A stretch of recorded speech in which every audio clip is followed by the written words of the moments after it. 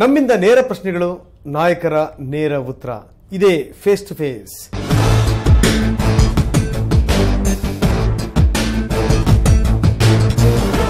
ಇವತ್ತಿನ face to face ನಲ್ಲಿ ನಮ್ಮ ಜೊತೆಗಿದ್ದಾರೆ ಸರ್ಕಾರದ ಮುಖ್ಯ ಅಭಿಯೋಜಕರಾಗಿರುವಂತಹ ಶ್ರೀ ಭವಾನಿ ಸಿಂಗ್ ಅವರು. ಭವಾನಿ ಸಿಂಗ್ ಜಿ, ಕಾರ್ಯಕ್ರಮಕ್ಕೆ ಸ್ವಾಗತ. ನಮಸ್ಕಾರ ಸರ್. Thank you. ಸೊ ನನ್ನ ಮೊದಲನೇ ಪ್ರಶ್ನೆ ಭವಾನಿ ಸಿಂಗ್ ಅವರಿಗೆ, ಜಯಲಲಿತಾ ಅವರ ಬಿಡುಗಡೆ ಆಗ್ತಾ ಇದೆ ಇವತ್ತು. ಸೊ ಜಯಲಲಿತಾ ಅವರ ಪ್ರಕರಣದ ಬಗ್ಗೆ ನಾನು ಮೊದಲು ತಮ್ಮ ಅಭಿಪ್ರಾಯವನ್ನು ಕೇಳ್ತೀನಿ. ಜಯಲಲಿತಾ ಪ್ರಕರಣದ ಬಗ್ಗೆ ಈಗ ಟ್ರಯಲ್ ಕೋರ್ಟು ಆಕೆ ಅಪರಾಧಿ ಅಂತೇಳಿ ಕನ್ಸಿಡರ್ ಮಾಡಿದೆ ಮತ್ತು 4 ವರ್ಷ ಸಜಾ ಕೊಟ್ಟಿದೆ ಮತ್ತು ಜುಲ್ಮಾನೆ ಸಹ ಹಾಕಿದೆ. ಆದ್ದರಿಂದ ಮುಂದೆ ಅಪೀಲ್ ಕೋರ್ಟ್ ಏನು ಹೇಳಿರುತ್ತೆ ಅಲ್ಲಿವರೆಗೂ ಆಕೆ ಅಪರಾಧಿನೇ. ಜಯಲಲಿತಾ ಅವರ ಪ್ರಕರಣಕ್ಕೆ ಸಂಬಂಧಪಟ್ಟ ಹಾಗೆ ನಂದು ಈ ಸಾಕಷ್ಟು ಪ್ರಶ್ನೆಗಳಿದೆ, ಹೇಳಿ, ಅದನ್ನು ನಂತರ ಕೇಳ್ತಾ ಹೋಗ್ತೀನಿ. ಆದರೆ ಜಯಲಲಿತಾ ಪ್ರಕರಣ, ಇಡೀ ಪ್ರಕರಣ ಸಾಗಿ ಬಂದಂಥ ಬಗೆ ಇದೆಯಲ್ಲ, ಅದ್ರ ಬಗ್ಗೆ 2004 2003 ಸುಪ್ರೀಂ ಕೋರ್ಟ್ ಡೈರೆಕ್ಷನ್ ಕೊಡುತ್ತೆ. 2004 ನಮ್ಮ ಕರ್ನಾಟಕಕ್ಕೆ ಟ್ರಾನ್ಸ್ಫರ್ ಆಗುತ್ತೆ. ಆಗ ಕರ್ನಾಟಕ ಟ್ರಾನ್ಸ್ಫರ್ ಆದಮೇಲೆ ಸ್ಪೆಷಲ್ ಕೋರ್ಟ್ ಎಸ್ಟಾಬ್ಲಿಷ್ ಆಗುತ್ತೆ. ಕರ್ನಾಟಕ ಸರ್ಕಾರ ಈ ಕೋರ್ಟ್ಗೆ ಜಡ್ಜ್ ಮತ್ತು ಪ್ರಾಸಿಕ್ಯೂಟರ್ನ ಅಪಾಯಿಂಟ್ ಮಾಡಬೇಕು ಅವರಿಗೆ ಸುಪ್ರೀಂ ಕೋರ್ಟ್ ಆರ್ಡರ್ ಮಾಡಿರುತ್ತೆ. ಅದೇ ಪ್ರಕಾರ ಜಡ್ಜ್ ಮತ್ತು ಪ್ರಾಸಿಕ್ಯೂಟರ್ ಮಿಸ್ಟರ್ ಆಚಾರ್ಯ ಅವ್ರನ್ನ ಅಪಾಯಿಂಟ್ ಮಾಡ್ತಾರೆ, ಬಿ ವಿ ಆಚಾರ್ಯ ಅವರು. ಹಾಗೇನೆ ನಡ್ಕೊಂಡು ಬರುತ್ತೆ ಇದು.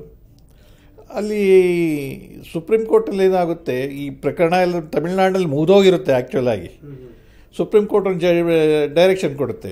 ಹಾಸ್ಟೈಲ್ ವಿಟ್ನೆಸಸ್ ಸುಮಾರು 40 ಜನ ಇರ್ತಾರೆ.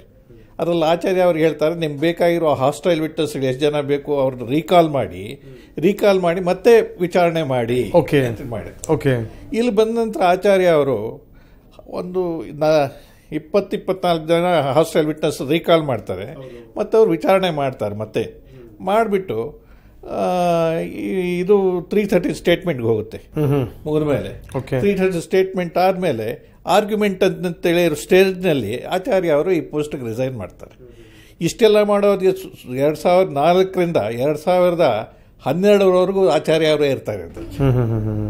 12ರಲ್ಲಿ ಅವರು ರಿಸೈನ್ ಮಾಡ್ತಾರೆ ಅನಿಸುತ್ತೆ. 12ರಲ್ಲಿ ನಾನು ಈ ಪೋಸ್ಟ್ಗೆ ಹೋಗ್ತೇನೆ. ಅಲ್ಲಿ ಹೇಗೆ ಆಚಾರ್ಯ ಅವರ ತಟ್ಟೆಯಿಂದ ಜಾರದಂಥ ರೊಟ್ಟಿ ಚೂರು ನೇರವಾಗಿ ಭವಾನಿ ಸಿಂಗ್ ಅವ್ರ ಬುಟ್ಟಿಗೆ ಬಿತ್ತು ಅಂತ ಆಚಾರ್ಯ ಅವರಿಗೆ ಹೇಗೆ ಮಾಡಿದ್ರು ಅಂತ ನನಗೆ ಗೊತ್ತಿಲ್ಲ.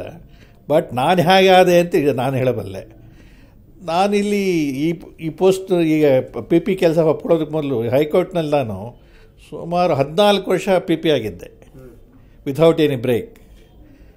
ಆಗೇನಾಯಿತು, ಜಸ್ಟಿಸ್ ಶ್ರೀಧರ್ ಅವರು ಸಾಹೇಬರಿದ್ದರು, ಅವರು chief justice, acting chief justice ಇದ್ದರು. ಒಂದು ದಿವಸ ನನಗೆ ಕರೆದ್ರು, ಈ ಥರ ನೋಡಿ ಸಿಂಗ್, ಈ ಆಚಾರ್ಯ ಅವರು ರಿಸೈನ್ ಮಾಡಿದ್ದಾರೆ, ಆ ಪೋಸ್ಟ್ ಖಾಲಿ ಇದೆ, ನೀವು ಆ ಕೆಲಸಕ್ಕೆ ಒಪ್ಕೊಳ್ಬೇಕು ಅಂತ. ನಾನು ಇಲ್ಲ ಸರ್, ಆಗಲ್ಲ, ನನಗೆ ಆ ಜವಾಬ್ದಾರಿ ಬೇಡ ಅಂತ ಬಂದುಬಿಟ್ಟೆ. ಮತ್ತೆ ಆ 1 ಇಲ್ಲ 2 ದಿವಸ ಆದಮೇಲೆ ಮತ್ತೆ ಹೇಳಿ ಕಳಿಸೋರು, ಇಲ್ಲ ಸರ್ಕಾರಕ್ಕೂ ನೀವೇ ಬೇಕು ಅಂತ ಇದ್ದಾರೆ, ದಯವಿಟ್ಟು ಒಪ್ಕೊಳ್ಳಿ, ನಿಮ್ಮ ಪೋಸ್ಟ್ SP ಪೋಸ್ಟ್ಗೆ ರಿಸೈನ್ ಮಾಡಿ, ನೀವು 2 ಪೋಸ್ಟಲ್ಲಿ ಇರೋ ಹಾಗಿಲ್ಲ, ಇದನ್ನು ಒಪ್ಕೊಳ್ಳಿ, ಅದನ್ನು ರಿಸೈನ್ ಮಾಡಿ. ನಾನು ಇದನ್ನು ಒಪ್ಕೊಂಡು SP ಪೋಸ್ಟ್ಗೆ ರಿಸೈನ್ ಮಾಡಿದೆ. ಅವತ್ತಿಂದ ನಾನು ಕೆಲಸ ಶುರು ಮಾಡಿದೆ. ಸರ್, ನನ್ನ ಪ್ರಶ್ನೆ, ಒಂದೊಂದು ಕೇಸು 18 ವರ್ಷ ನಡೆಯುವಷ್ಟು ದೊಡ್ಡ ಕೇಸ್ಗಳಿರ್ತವೆ ಸರ್ ಪ್ರಪಂಚದಲ್ಲಿ. 18 ವರ್ಷ. ಈ ಕೇಸ್ನಲ್ಲಿ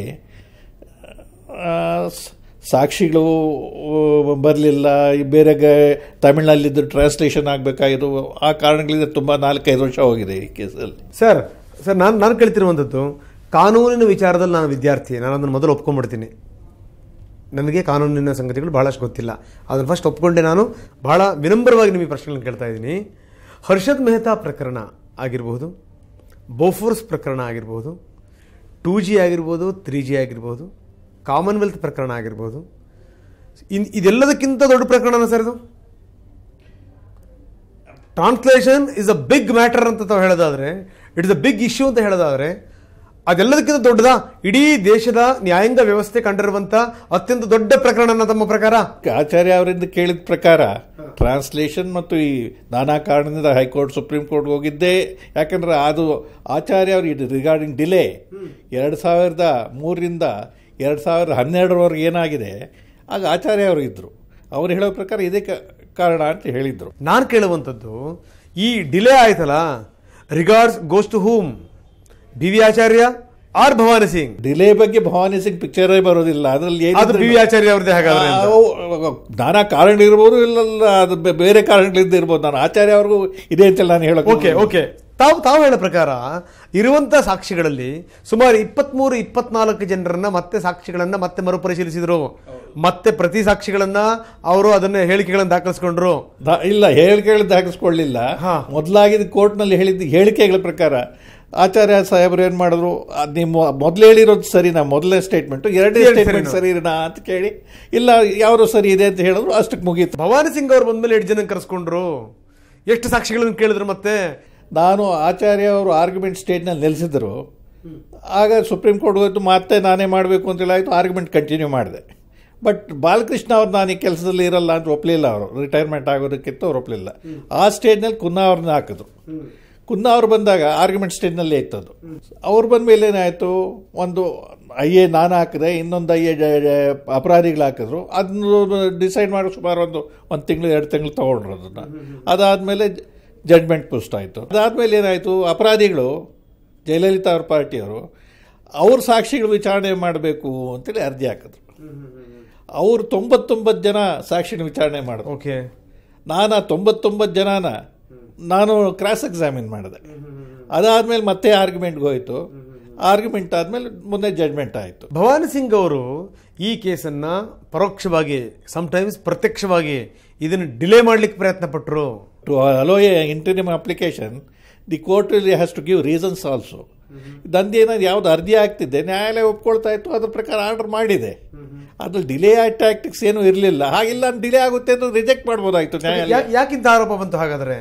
ಅದು ಮಾಡದಿರೋರಿಗೆ ಕೇಳ್ಬೇಕು, ನನಗೆ ಗೊತ್ತಿಲ್ಲ. ಒಂದು ಮಾತು ಹೇಳ್ತಾರೆ, ಬೆಂಕಿ ಇಲ್ದೇನೆ ಹೊಗೆ ಆಡುತ್ತೇನ್ರಿ ಅಂತ ಹೇಳಿ. ಅಂತ ಯಾಕೆ ಡಿಲೇ ಆಯಿತು? ಡಿಲೇ ಆಗಿದ್ದಕ್ಕೆ ಈಗ ಹೇಳೋದು, ಸಿಲ್ವರ್ ಆರ್ಟಿಕಲ್ಸ್ ಒಂದು ಅರ್ಜಿ ಮಾತ್ರ ಹಾಕಿದ್ದೀನಿ ನಾನು. ಸಿಲ್ವರ್ ಆರ್ಟಿಕಲ್ಸ್ ಏನಾಗಿದೆ, ಮೆಡ್ರಾಸ್ ಹೈಕೋರ್ಟ್ನಲ್ಲಿದ್ದಾಗ ಅವರು DVAC ಅವರು ಒಂದು ಅರ್ಜಿ ಹಾಕಿದ್ದಾರೆ. ಅದರ ಪ್ರಕಾರ ಸಿಲ್ವರ್ ಆರ್ಟಿಕಲ್ಸ್ ಜಯಲಲಿತಾ ವಶಕ್ಕೆ ಕೊಟ್ಟಿದ್ದಾರೆ. DVAC ಅವರ ವಿಚಾರ ನನ್ನ ಹತ್ರ ಹೇಳೇ ಇರಲಿಲ್ಲ. ಇನ್ನೊಂದು ಅನುಮಾನ ಬರುವಂಥದ್ದು ಏನು ಅಂತಂದ್ರೆ ಭವಾನಿ ಸಿಂಗ್ ಅವ್ರ ಮೇಲೆ, ಭವಾನಿ ಸಿಂಗ್ ಅವರು ಪದೇ ಪದೇ ಗೈರು ಹಾಜರಾಗ್ತಾ ಇದ್ರು ಕೋರ್ಟ್ಗೆ. ಹೇಳಿ, ಭವಾನಿ ಸಿಂಗ್ ಅವರ ಆರೋಗ್ಯದ ಇದು ವಿಚಾರ ಎಲ್ಲ ಬೇರೆಯವ್ರಿಗೆ ಗೊತ್ತಿಲ್ಲ ಹೇಗಿದೆ ಅವರ ಆರೋಗ್ಯ ಅನ್ನೋದು. ಗೈರಾಗೋರಿಗೆ ಕಾರಣ ಕೊಡ್ತಾ ಇದ್ದೀನಿ ನಾನು ನನ್ನ ಆರೋಗ್ಯದ ವಿಚಾರದಲ್ಲೇ. ಓಕೆ ಸರ್, ಇದು ಈ ಮುಖಾಂತರ ನಮ್ಮ ಸಂದರ್ಶನದ ಮುಖಾಂತರ ಪ್ರಪಂಚಕ್ಕೆ ಅರ್ಥವಾಗಲಿ. ಹೇಗಿದೆ ಸರ್ ನಿಮ್ಮ ಆರೋಗ್ಯ? ನನ್ನ ಆರೋಗ್ಯ, ನನಗೆ ಬೈಪಾಸ್ ಆಗಿ 16 ವರ್ಷ ಆಗಿದೆ ಸರ್. ಇಷ್ಟೊಂದೆಲ್ಲ ಅನಾರೋಗ್ಯ ಇರುವಂಥ ಸಂದರ್ಭದಲ್ಲಿ ಭವಾನಿ ಸಿಂಗ್ ಅವರು ಯಾಕೆ ಒಪ್ಕೋಬೇಕು? ಬೇಡಪ್ಪ, ನನಗೆ ಹಿಂಗೆ ಅನಾರೋಗ್ಯ ಇದೆ ಅಂತ ಹೇಳಿ ಹೋಗ್ತಾ ಇರಬೇಕಪ್ಪ ಅತ್ಲಾಗ. ಯಾಕೆ ಸುಮ್ಮನೆ ಕೆಟ್ಟ ಹೆಸರು ತಗೋಬೇಕು ತಾವು? ಕೆಟ್ಟ ಹೆಸರು ಏನಿದೆ, ಜವಾಬ್ದಾರಿ ಒಪ್ಕೊಳ್ಬಾರ್ದಾಗಿತ್ತು. ಒಪ್ಕೊಂಡ್ರು ನೋಡಿ, ನಾವು ಕ್ಷತ್ರಿಯರು, ಒಪ್ಕೊಂಡ್ಮೇಲೆ ಒಂದು ಮಾಡಬೇಕು ಅಂತ ನನ್ನ ಧ್ಯೇಯ. ಕೆಲಸ ಒಪ್ಕೊಂಡಿದ್ದು ಮಾಡೋಣ, ಅದರಲ್ಲಿ ಏನಿದೆ.